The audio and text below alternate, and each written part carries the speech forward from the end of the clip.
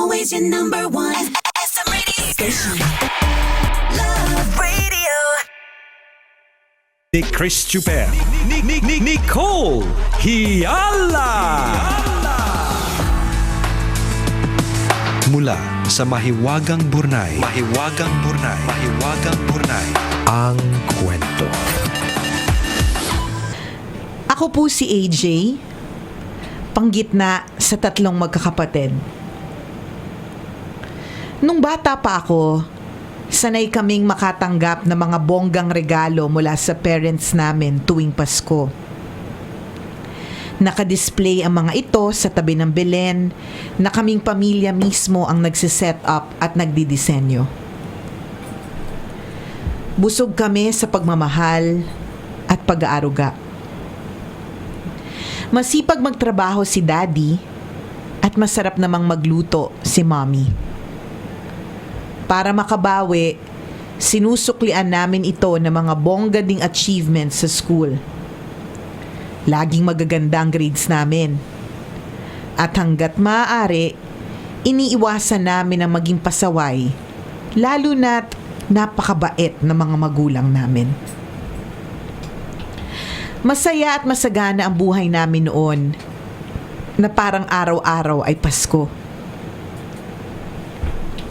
Pero nagbago ang ihip ng hangin nang sumuntok ang isang malagim na trahedya sa amin. Naaksidente si Daddy na dahilan ng pagkamatay nito. Halos gumuho ang mundo namin, lalo ng mommy ko. Kahit mahirap, kinailangan niya kaming buhayin ng mag-isa. Nagre-recover pa lang kami mula sa pagkawala ni Daddy. Isa na namang dagok ng pagsubok ang bumulaga sa amin. Dinapuan ng malalang karamdaman si Mommy. Ovarian cancer, ang sabi ng doktor.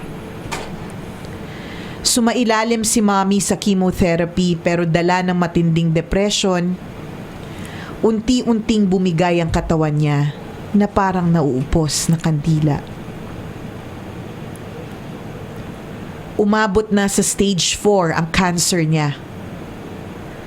At matapos ang halos 3 taong pakikipaglaban sa sakit, tuluyan na ring namaalam sa amin si Mommy.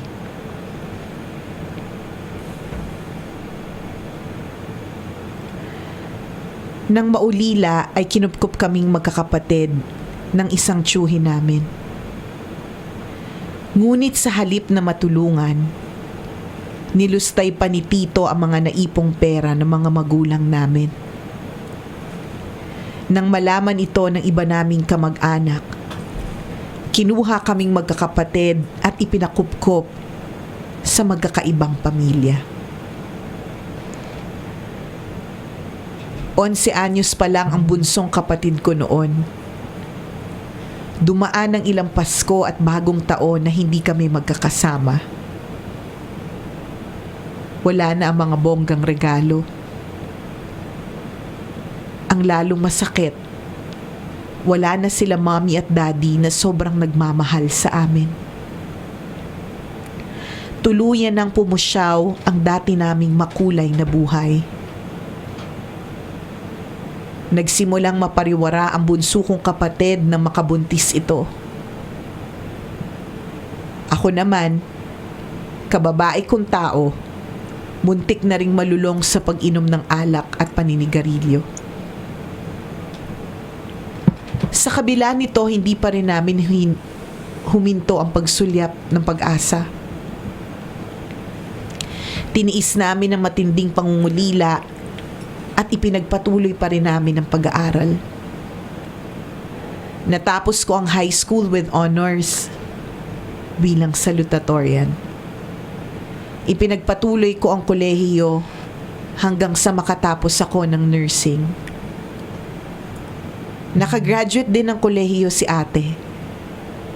At nung parehas na kaming may trabaho, nagsama-sama na ulit kaming magkakapatid sa iisang bubong. Iginapang namin ang pag-aaral ng bunso naming kapatid hanggang sa makatapos na rin ito ng pag-aaral. Ngayon ay pare-parehas na po kaming degree holder. Kasalukuyan ako nagtatrabaho dito sa Saudi bilang nurse sa isang government hospital. Si ate ay nagtatrabaho sa isang university at si bunso naman ay nagte-training ngayon sa Bureau of Fire Protection. Kahit paano ay unti-unti na naming naibabalik ang dating masayang pamilya. Nawala man sina mommy at daddy, mananatiling buhay sa puso namin ang iniwan nilang mga pangaral at magagandang alaala. Sa tuwing darating ang Pasko, hindi na namin hinahangad ang marangyang regalo. Ang magkaroon ng malusog at payapang pamilya ay sapat na. Gaya ng pamilyang nasa simpleng Belen na puno ng ligaya at pag-asa. Ako po si AJ, masugid na tambalanista since 2009 at ito ang aking kwento.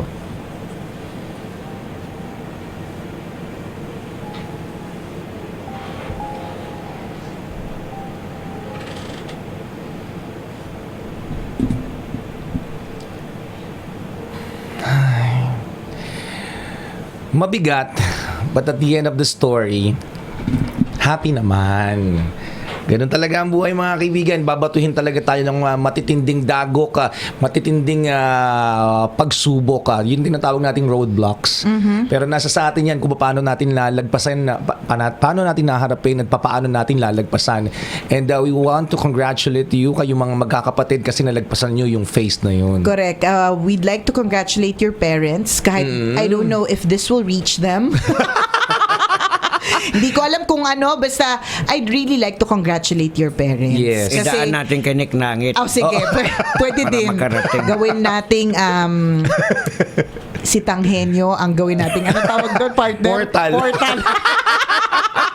Para ipaabot ang mensahe ng tambalan na nakaka-proud din yung parents. Totoo. Alam mo, Kabisya, sa totoo lang, ang bawat magulang, ang pangarap naman talaga nila sa mga anak nila, kunyari may anak silang babae, maging beauty queen yan. Tama. Magkaroon niya ng mapangasawang mayaman, ganyan. Di ba may mga ganun tayo mga Lahat na pangarap? magagandang pwedeng mangyari Oo, sa kanya. Diba? Pero this is what I've learned in life. Na alam mo, mami, alam mo, daddy, basta ang anak mo ay lumaking mabait, lumaking may takot sa Diyos, hindi lumaking suwail.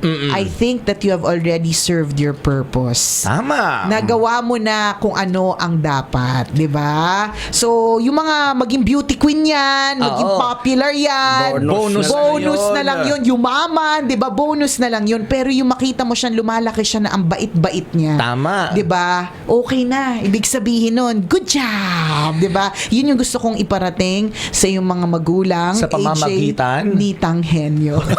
Nagagawin nating portal. Kung paano mangyayari yun, abangan sa susunod na kwento na Mahiwagang Burnay.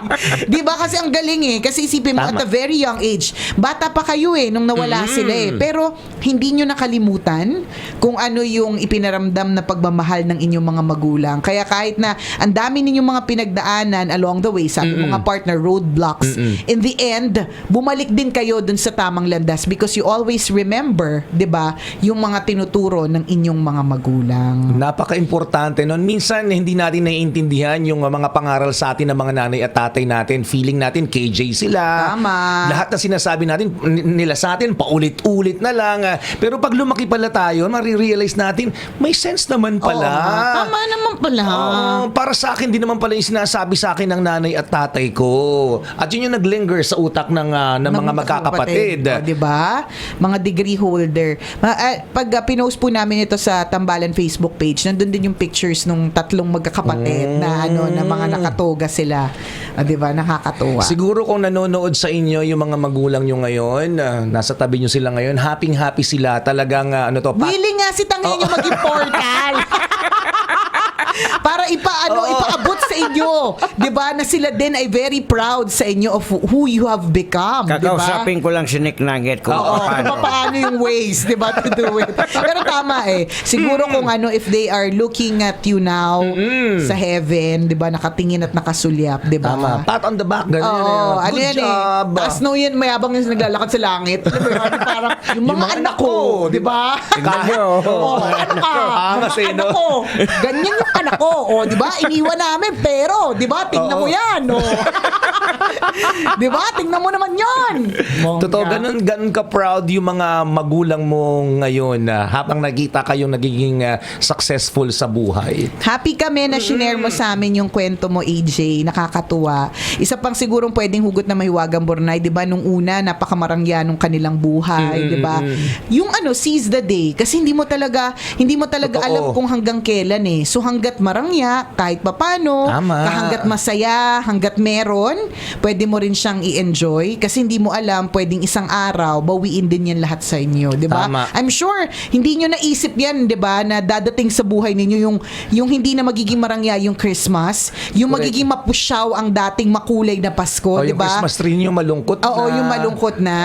So, wala lang, isang aspeto lang din ng kwento na Mahiwagang Bornay na to live life to the fullest. Yes, so cherish every moment. Moment habang nandyan pa, habang buhay ka, habang masaya kasi Tama. umiikot ang gulong ng buhay, 'di ba? Dadating ang panahon, malulungkot ka din. At Tama. least alam mo na nung time na pwede ka maging masaya, kinarir mo yung pagiging maligaya. Tsaka sa buhay din natin, it's the character that will make us survive Yun. sa Tama. mangyayari. True. Tsaka hinubog ka ng mga pagsubok, kaya nagiging kung ano ka man ngayon dahil yan sa mga napagdaanan mo. Correct. Kaya maganda yung kinalabasan ninyo Tama. 'Di ba? Kasi may mga pinagdaanan kayong Maganda matitindi. yung foundation nila na tinuro ng parents. Yun ang Correct. importante. Correct. Kaya kung kayo mayroong mga anak na mabubuti, ibig sabihin, mabuti din po kasi kayong mga magulang. And isa pa ring paalala, habang buhay pa ang inyong mga magulang. Yan. 'Di ba? Bigyan din po natin sila ng sobrang tinding pagpapahalaga kasi you'll never know, 'di ba? Kaya nga lagi ko tong sinasabi mga kabisyo na kapag ka nakauwi kayo ng bahay, lahat kayo buong pamilya kumpleto, ipagpasalamat nyo yun sa Diyos kasi ang daming pwede at posibleng mangyari to any one of you within the day. Correct.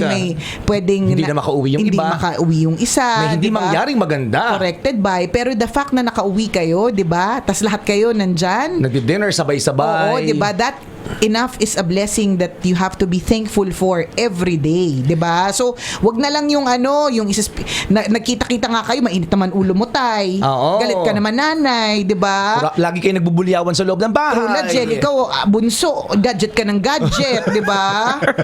Sayang yung moment ninyo together. Tama. Tsaka pag Cherish every nandyan moment. yung mga matatanda, maaari sana iwasan nyo yung mga gadget. Kasi sobrang bihira na nga kayo magkausap at ito True. lang yung pagkakataon na nandyan kayo, hindi nyo pa sila kinakausap. Grabe yung ninanakaw na oras ng ng gadget. Kasi hindi natin namamalayan. Oo, kasi Akala natin okay lang. Nag-enjoy naman yung anak ko. Hayaan ko na. magko-compute na naman ba tayo? Oo. 24 hours lang ang nasa loob ng isang araw. Tama. Yung 8 oras doon dapat itinutulog mo. So Tama. ilan na lang natira? Yung 8 oras doon, ginugugol mo sa school or sa work. So 24 minus 16. O ilan na lang yon? May nasa math. O ilan na lang yon? Oo. O yung 2 oras pa doon o 2 kalahati o 3 oras doon, iginugugol mo sa commute. Tama, travel time. Oh. So ilang oras na lang 'yon ang natitira, 'di ba? Kung yung 1 oras doon sa natitira i-social media mo pa ng bonggang-bongga o kaya i-games mo ng bonggang-bongga, ilang oras na lang yung natitira para sa actual na bonding ninyong pamilya o ng mga mahal mo sa buhay. Konting-konti na lang. Minsan sasabihin natin, idadahilan natin, 15 minutes lang naman akong nag-gadget. Uy, akala mo lang 15 minutes. Di ba, bisa may ganun pa Ang tayo. di mo Promise, alam, 13 minutes lang to, Trot, ma. Ang di mo alam, 2 weeks and 30 minutes ka na dyan. Ang tagal-tagal mo na nakababad, te. Pag pumasok ka na kasi sa cyber world, Wala hindi mo na. maramdaman Hindi yung mo oras na. Mamalayan. talaga. Tsaka pag kinompute mo yan, di ba, yung minutes na yan can turn into hours. Hours can turn into days. Sa loob pala ng isang buwan, para pag kinompute mo, 1 linggo ka palang hindi nakakausap ng nanay at tatay mo kasi Tutok ka masyado nakatutok ka sa dyan. gadget. So, totoo totoo yun na bawat minuto na kasama po natin ng mga mahal natin sa buhay, i-cherish po natin yan. Kasi Correct. kapag ang oras na nawala na, hindi na po natin maibabalik yan. Tama. So habang kasama nyo pa yung mga nanay at tatay ninyo, malakas pa sila, at kayo naman mga magulang, habang kasama nyo pa yung mga anak ninyo, masasaya kayong lahat na cherish every moment. I-enjoy nyo rin po. Ay, promise talaga, hindi ba't ang bilis din lumaki ng mga bata? Tama. Diba? So habang ikaw pa lang yung bida dyan, yung ikaw yung kinukulit, mami, daddy. Diba? Minsan, mag-cellphone ka na nga lang. Gaganin mo, diba? Doon ka sa ate mo, magpaalaga ka Oo. muna sa kanya. Diba? Yun yung mali ng mga magulang. Kung minsan pag makulit na yung anak nila, bibigyan ng gadget o para Cellphone. manahimik. Tama. O, Ginagawang diba? pacifier. Tapos, ang problema pa dyan, kapag papagalitan, binigyan mo ng gadget, Oo, diba? oo. Sinasabi to sa akin ng pedya namin na si Oo. Doktora Salome Arinduque. Oo. Sabi ko, hindi ko mapali si Princess sa gadget. Eh, binigay mo eh. Ikaw din na naman Kasi- nagturo dyan diba? eh. Kasalanan mo din naman yan eh. Isisisi mo sa bata, galit na galit ka. You're always in gadget. Ganyan, di ba? Pero ang tanong, sino ba nagbigay sa kanya ng gadget? Oo. Hindi ba't ikaw din, mami? Diba ikaw din mami nagturo kung anong Oo, site yan. Correct. Correct.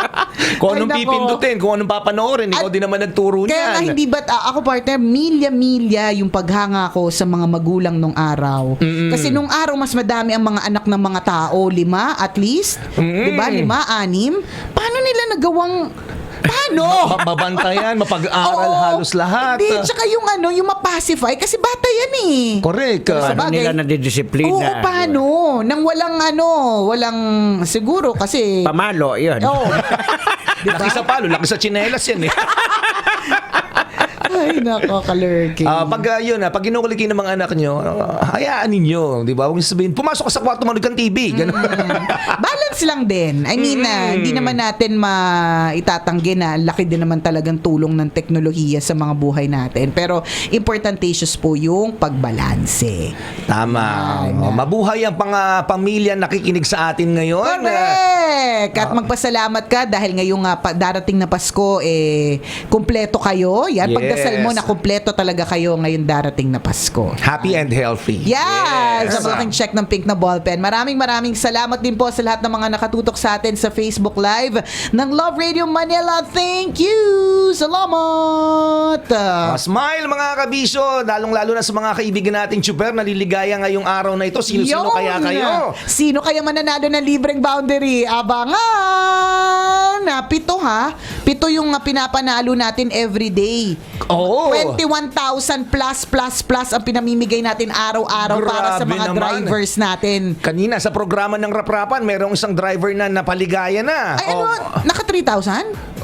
Hindi pa. Hindi pa natin dumating. Oo. Sa programa ng Tambalan, ang tabayanan nyo mamaya, may babanggitin pa rin kaming pangalan ng Chuper na tatanggap ng libreng boundary. Yun.